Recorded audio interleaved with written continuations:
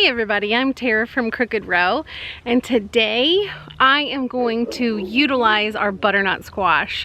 We pulled off some beautiful butternut squash this year, and I know that people kind of struggle with what to do with their items once they have it, and they end up, some of it goes bad in storage, but butternut squash is one item we don't have to worry about because there is a bazillion things to do with it, from soups to pies. But today we're gonna make a pie for the holidays. We're coming up on Thanksgiving right now, but this can completely be used for any holiday pie, New Year's Eve, Christmas, Hanukkah, anything you want to use it for. It's a great special occasion pie.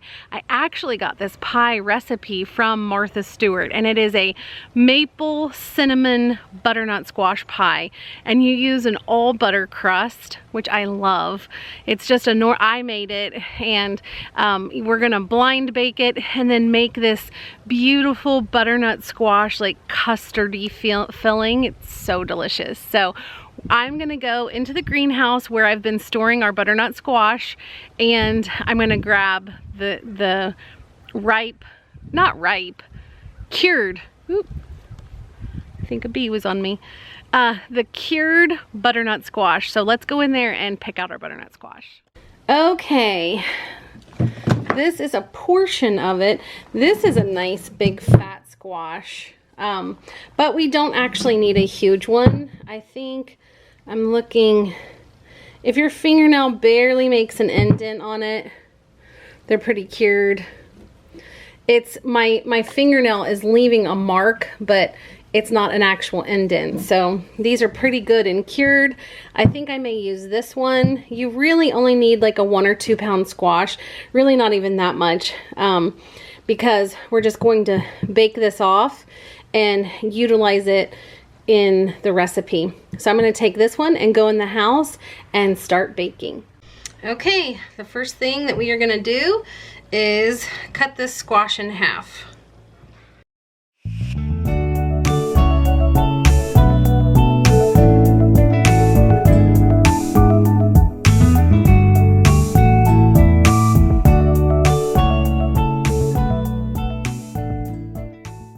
Perfect.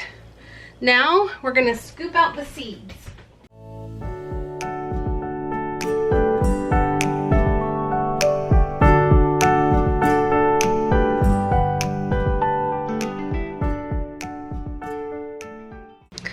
Place each one cut side down. You can use parchment. This is my very, very old Silpat. And we're gonna put this in the oven for 1 hour at 375.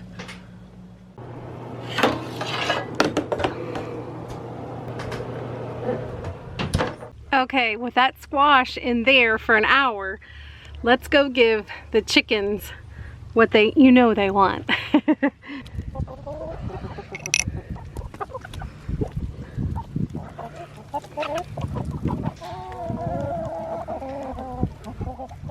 Okay, now while the butternut squash is in there baking, it's gonna be about 45 minutes to an hour at 375. I'm gonna go ahead, and I've already had my all butter pie crust chilling in the refrigerator. So I'm gonna grab that and we're gonna roll that out, and as soon as this butternut squash is done, I'm going to blind bake the pie crust. So let's get started with that.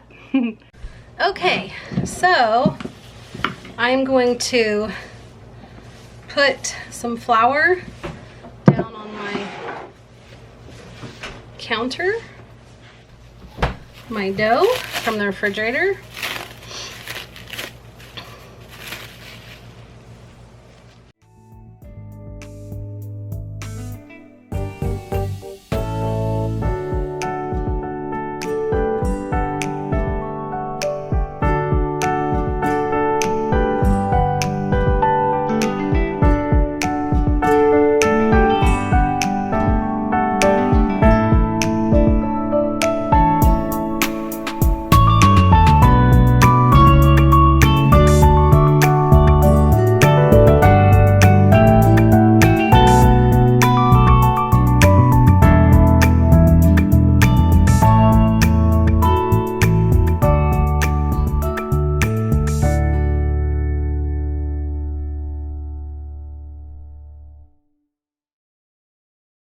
Okay, these are actually done early.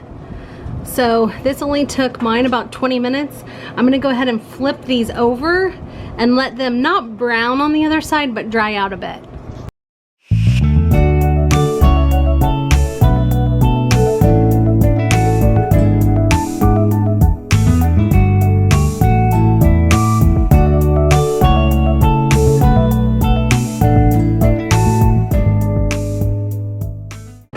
Those are done. I'm gonna pull those out and let them cool.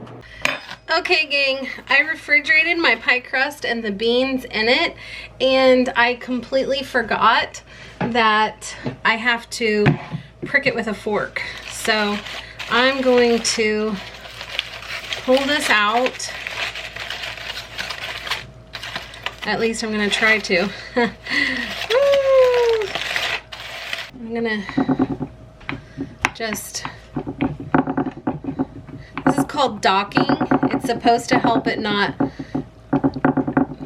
get poofy and hold it down, because we want a flat pie crust, because essentially we're making butternut squash custard. So we don't want big poofy pie crust. Good enough. Now I'm gonna put the aluminum foil back in it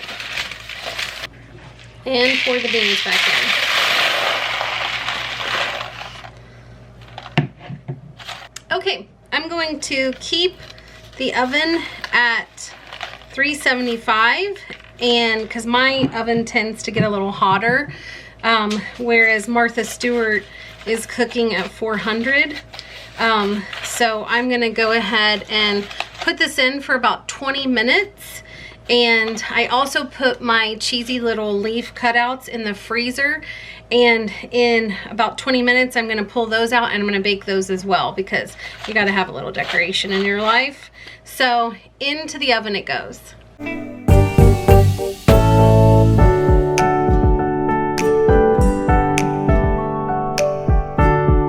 Okay, while the pie crust is baking, we will deal with our squash. And we need a cup of squash puree. I'm gonna get about 2 cups of it.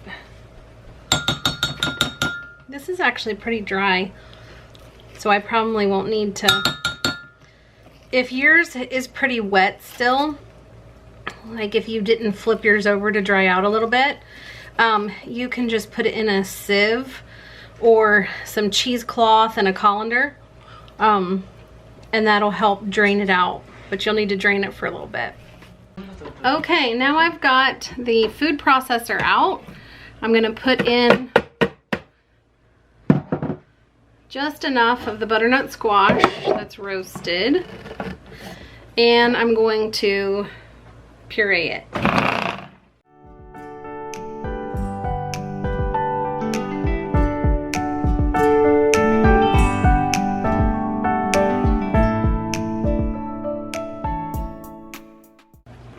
Oh, that is gorgeous.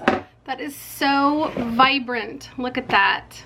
Oh, and it's extremely smooth and creamy.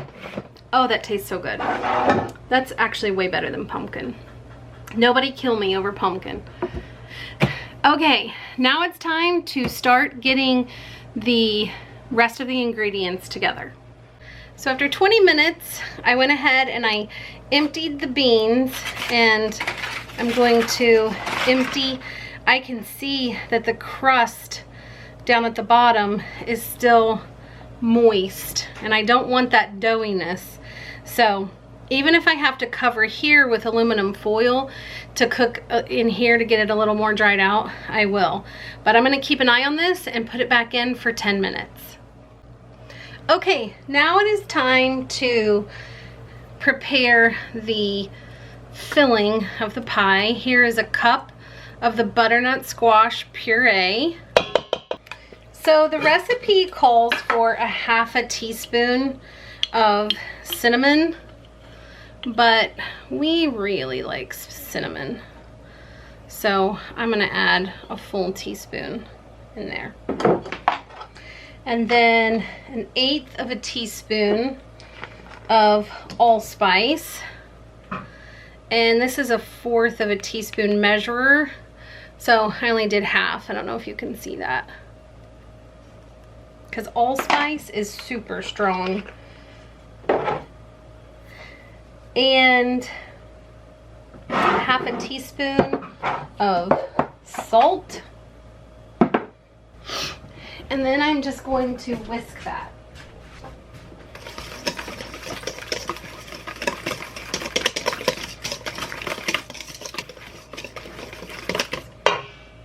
And now you add 2 eggs. Wow, I don't know if you can see this or not, but this dark yolk is ours from the farm, and this is from the store. I'm gonna mix those before I add my milk and cream and maple syrup. Okay, now 1/2 cup of milk. And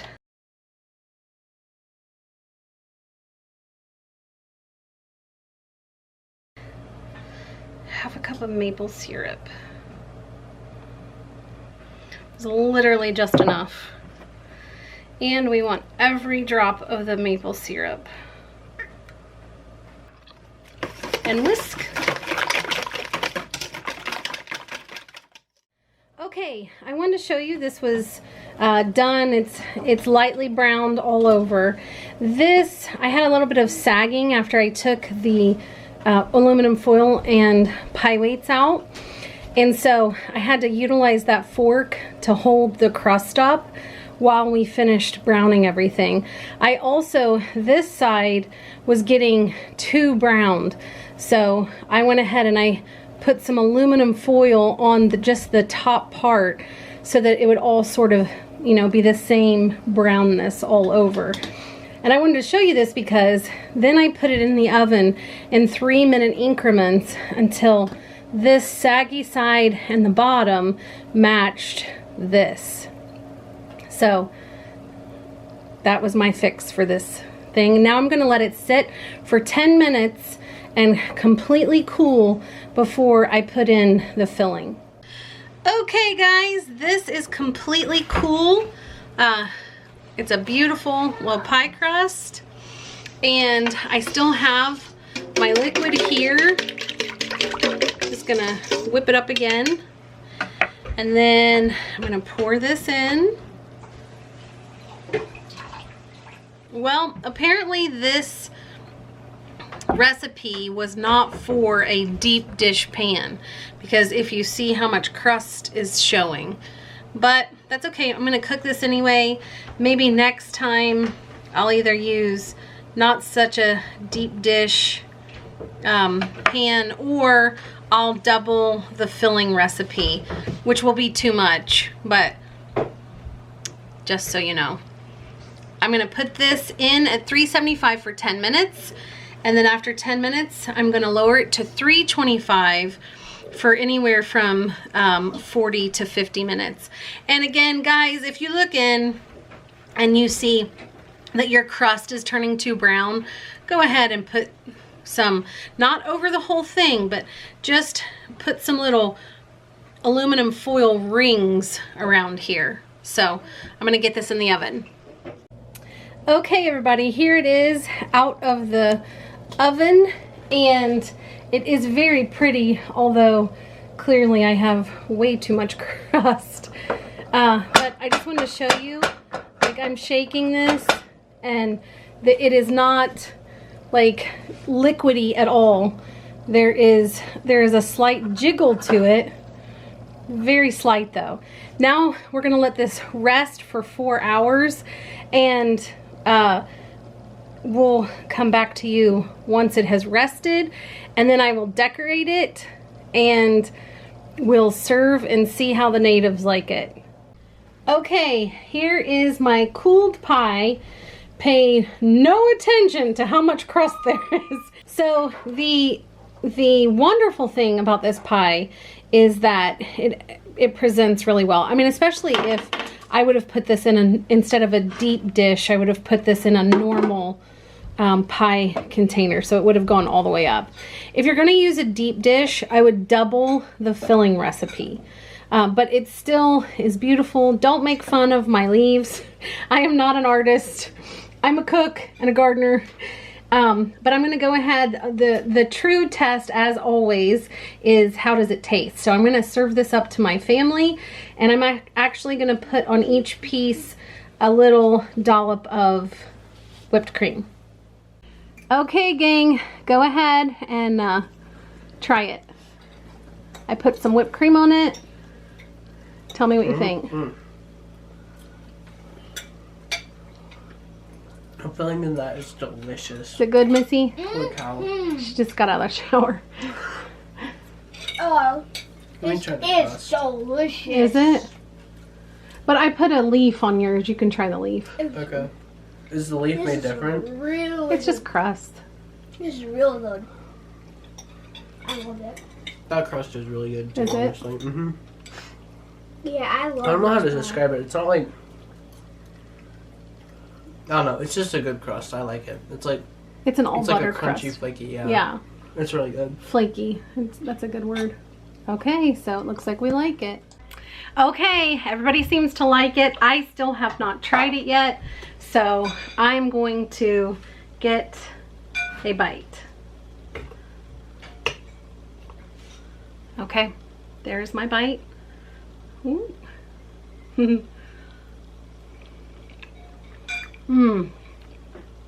Wow, that's good.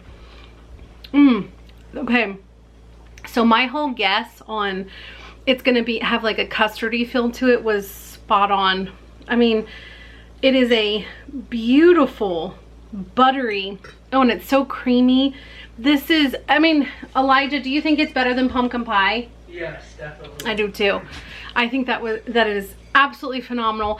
I've never tried this recipe, and I don't normally do that. I normally try before I make a video, but one, it was Martha Stewart who did it, so I completely trusted her, and two, it's right before Thanksgiving, and I wanted to hurry up and get a recipe out for you guys that you could use your butternut squash with.